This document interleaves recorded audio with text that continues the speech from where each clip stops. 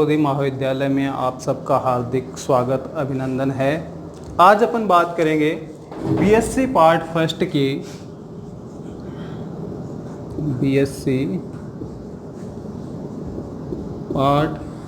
की जो पेपर है अपना केमिस्ट्री इसकी। तो सबसे पहले केमिस्ट्री के सिलेबस की बात करें अपन तो केमिस्ट्री में 3 पेपर इंक्लूड हैं। एक नंबर पे पहला पेपर जो है आपका वो है इनऑर्गेनिक केमिस्ट्री।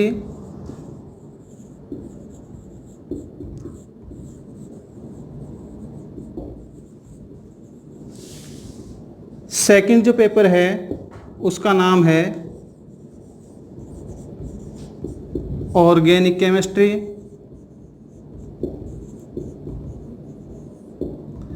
और थर्ड पेपर जो है उसका नाम है फिजिकल केमिस्ट्री।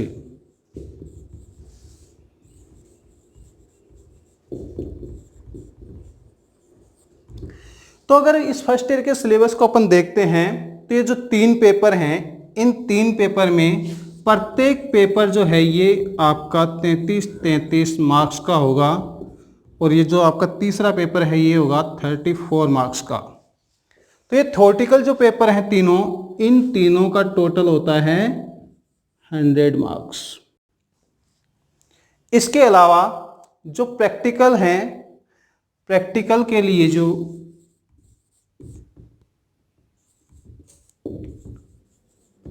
प्रैक्टिकल के जो मार्क्स हैं वो हैं 50 मार्क्स। तो इस तरह से आपके थ्योरी के 100 प्लस प्रैक्टिकल के कुल मिलाकर टोटल जो पेपर है आपका वो है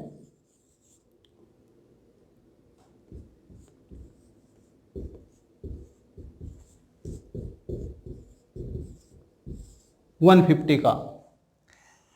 अब इनऑर्गेनिक और फिजिकल को अगर छोड़ दें अपन सिर्फ ऑर्गेनिक केमिस्ट्री की बात करेंगे तो इन प्रत्येक पेपर को आगे फिर 5 यूनिट में डिवाइड किया जाता है। तो यहाँ पर मैं केवल आपको इस ऑर्गेनिक केमिस्ट्री के 33 मार्क्स जो हैं इनकी बात करेंगे, अपन इनका डिवाइडेशन देखेंगे। तो अगर आप इसका स्क्रीनशॉट लेना चाहें तो ले सकते हैं।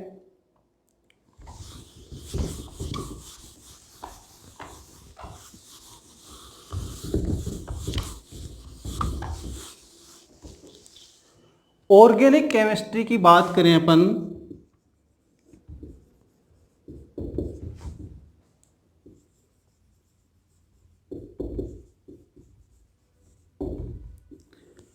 तो इसको 5 यूनिट में डिवाइड किया जाता है। पहली यूनिट जो है अपने पास में वो है रिएक्शन मैकेनिज्म।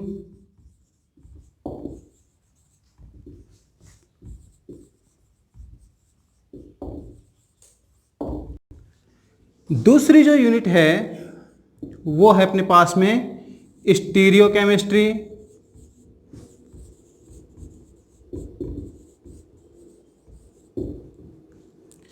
थर्ड यूनिट की अगर बात करते हैं तो इसमें काफ़ी सारे टॉपिक आपके इंक्लूड हैं, जैसे एल्केन, एल्कीन, एल्काइन, डाइईन,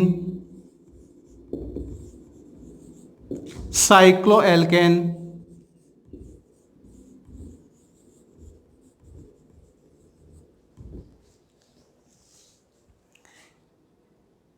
ठीक है।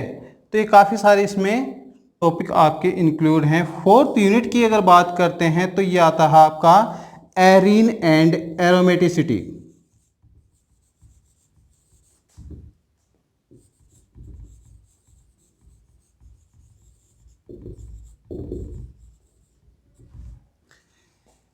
लास्ट यूनिट है इसकी 5 यूनिट है, वो है एल्किल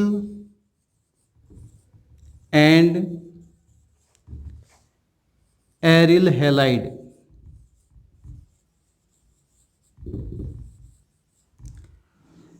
तो इस तरह से बच्चों ये ऑर्गेनिक केमिस्ट्री 5 यूनिट में डिवाइड है। पहला रिएक्शन मैकेनिज्म, दूसरी है स्टीरियो केमिस्ट्री, तीसरा alkene, alkane, alkyne, alkyne, diene और साइक्लो एल्केन। और इसमें एल का डाई इन को डाई इन के साथ में एल का डाई इन भी अपन इसमें शामिल कर सकते हैं।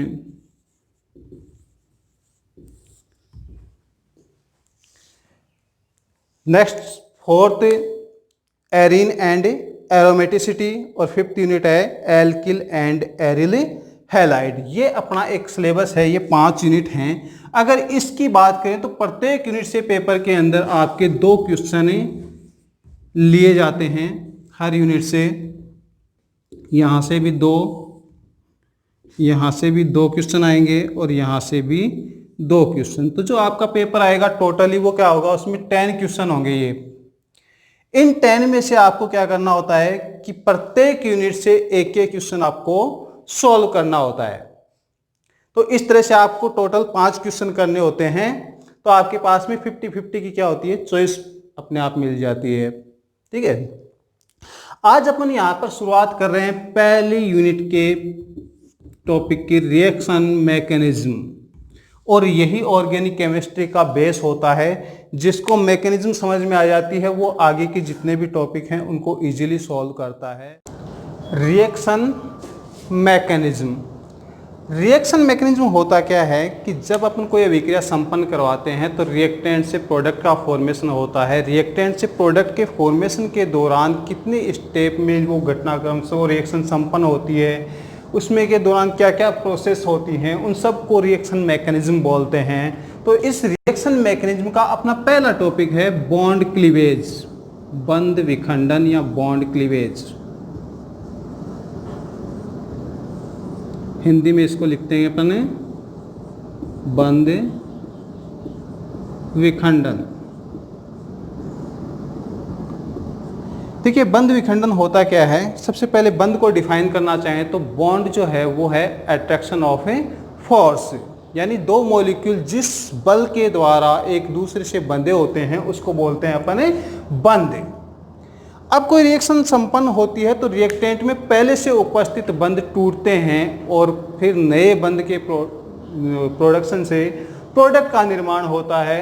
तो अपन पहले बात करेंगे बंध विखंडन होता क्या है। तो अपन इसको डिफाइन करना चाहें तो लिखेंगे इसको, किसी रासायनिक अभिक्रिया के दौरान, किसी रासायनिक अभिक्रिया के दौरान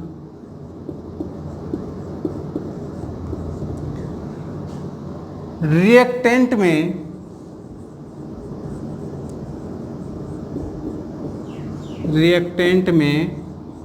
उपस्थित बंध का टूटना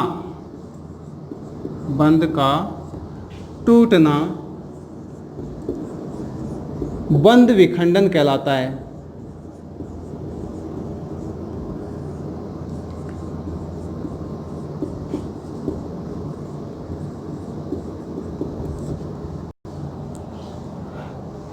तो बॉन्ड क्लीवेज, बंध विखंडन, किसी रासायनिक अभिक्रिया के दौरान रिएक्टेंट में उपस्थित बंध का टूटना बंध विखंडन कहलाता है। अब इस बंध विखंडन की बात करें तो ये बंध विखंडन वो 2 प्रकार का होता है। तो अपन लिखेंगे इसको कि बंध विखंडन 2 प्रकार का होता है।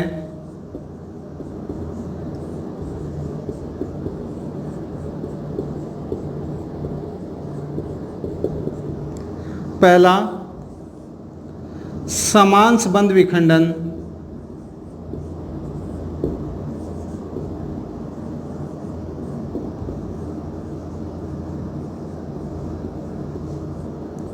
और दूसरा विषमांश बंध विखंडन।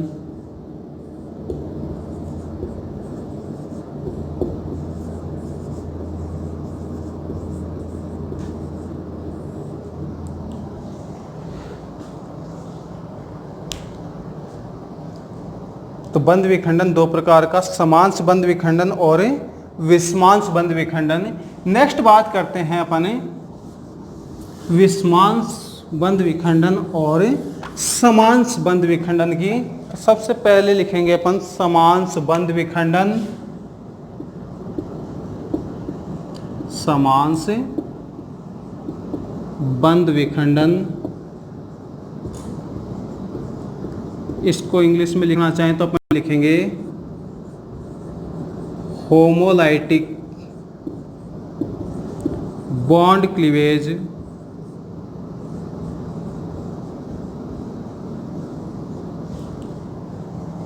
जैसे नाम से समझिए आप इसको समान से, सम प्लस अंश से, ठीक है।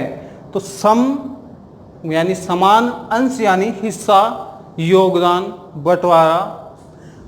तो यदि बंटवारा कुछ ऐसा हो जिसमें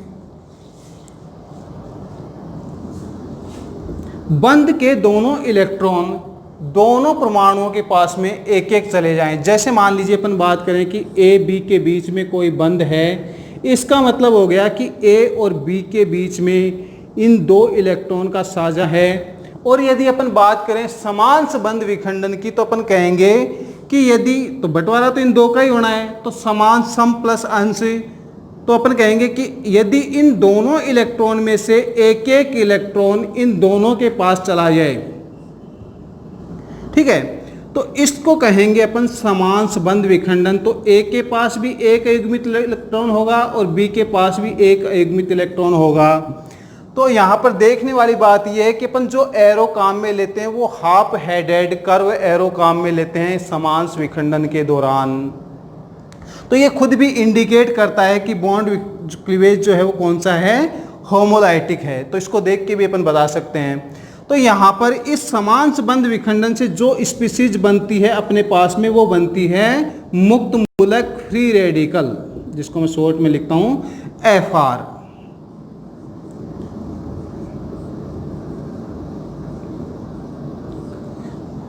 तो ये समान संबंध विखंडन की बात। अब इसको डिफाइन करना चाहें तो अपन क्या कह सकते हैं कि किसी बंध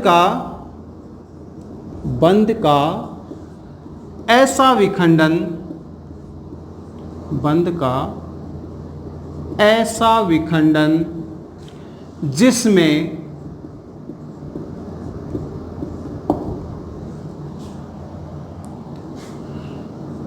बंध से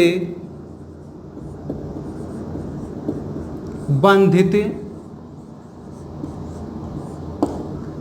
दोनों परमाणुओं के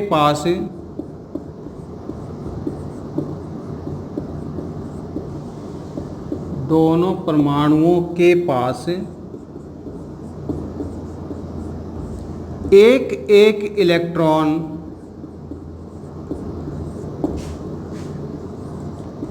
चला जाए,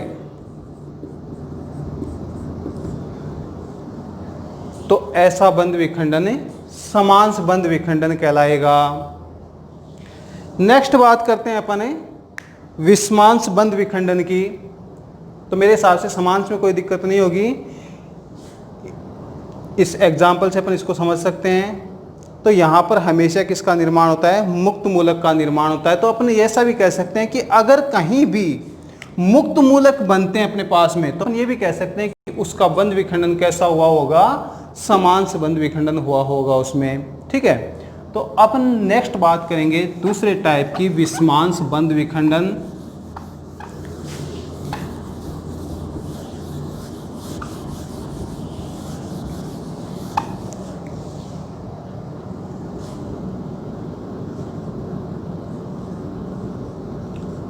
विषमान से बंध विखंडन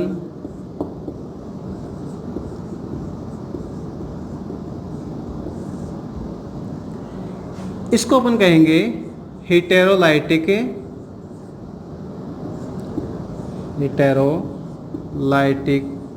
बॉन्ड क्लीवेज।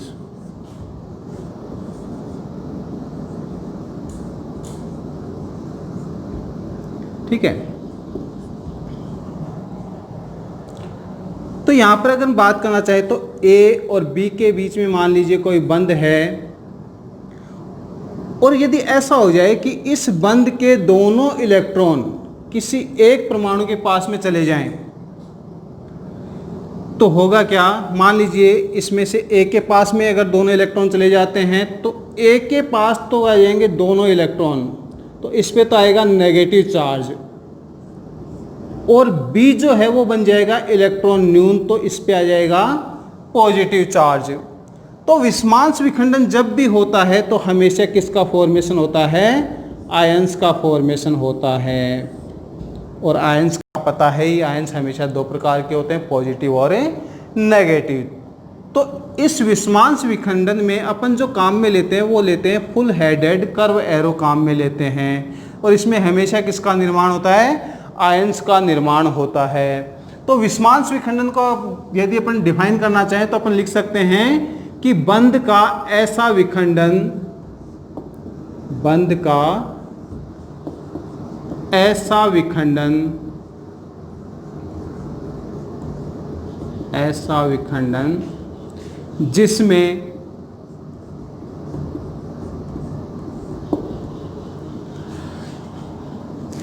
बंध के इलेक्ट्रॉन, जिसमें बंध के दोनों इलेक्ट्रॉन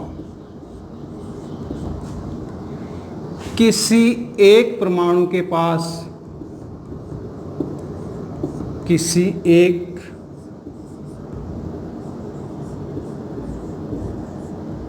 परमाणु के पास चले जाएं।